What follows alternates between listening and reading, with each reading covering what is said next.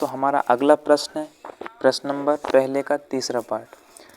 यहाँ पर आपको एक बहुपद दिया है जो कि आपका 6x² - 3 माइनस का 7x है। इस बहुपद के अपन को शून्य ज्ञात करना है और शून्य को कभी संबंध की सत्यता की भी जांच करनी है।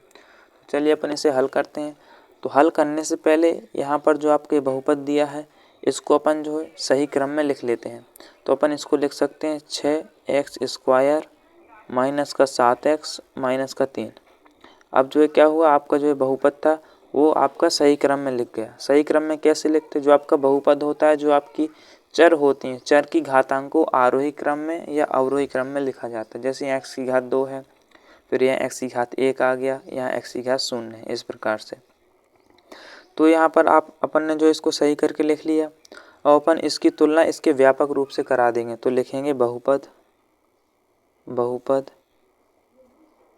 6x² - 7x - 3 की तुलना, जो बहुपद का व्यापक रूप होता है द्विघात का, वो होता है आपका ax² प्लस का bx प्लस का c। बहुपद 6x² - 7x - 3 की तुलना ax² plus bx plus c से कराने पर।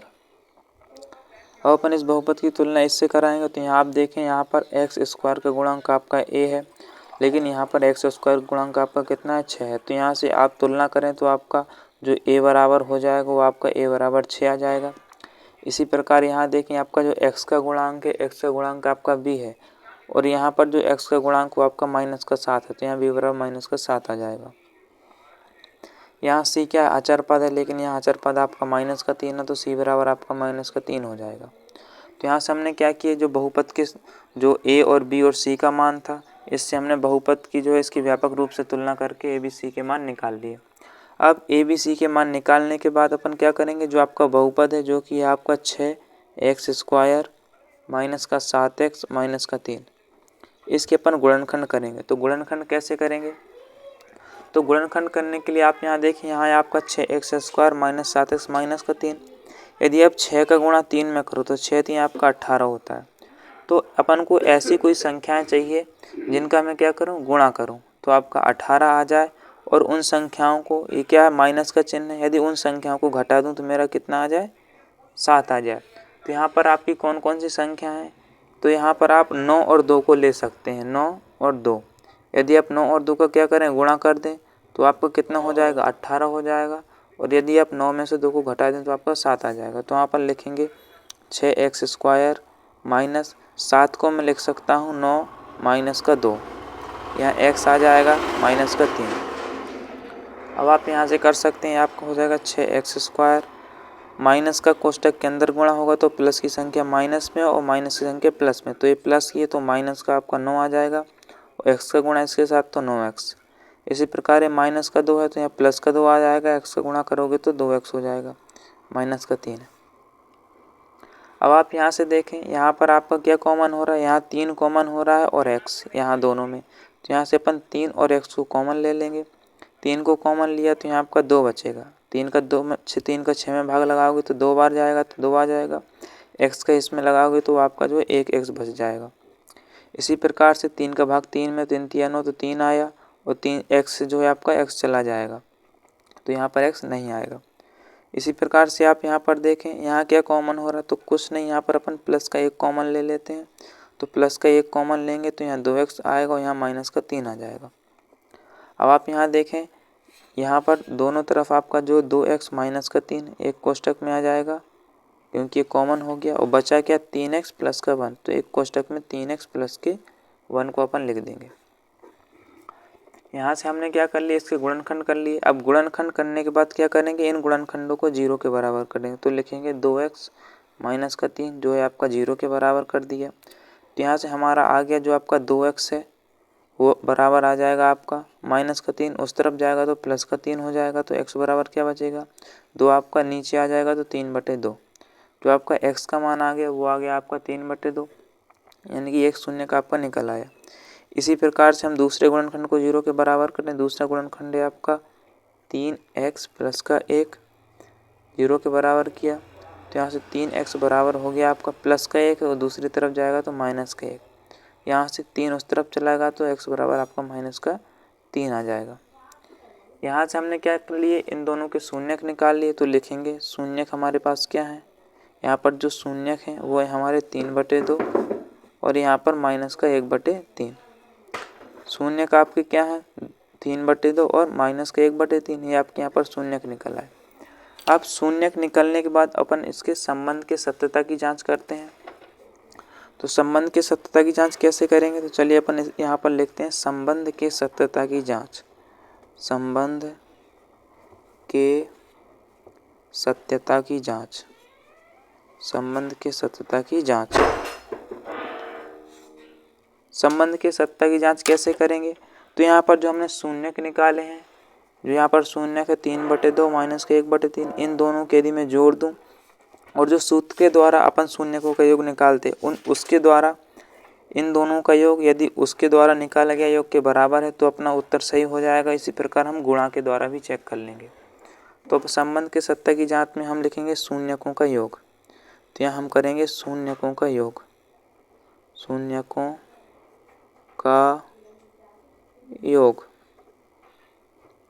शून्यकों का योग क्या है, शून्य क्या हमारे पास 3/2 और -1/3। तो लिखेंगे 3/2 प्लस -1/3।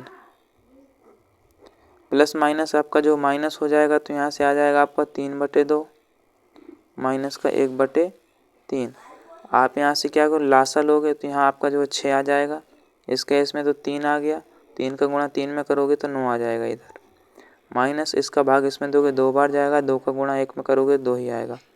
घटाओगे तो आपके यहाँ से बचेगा, 9 में से दोगे तो 7/6। शून्यकों का योग आया आपका 7/6।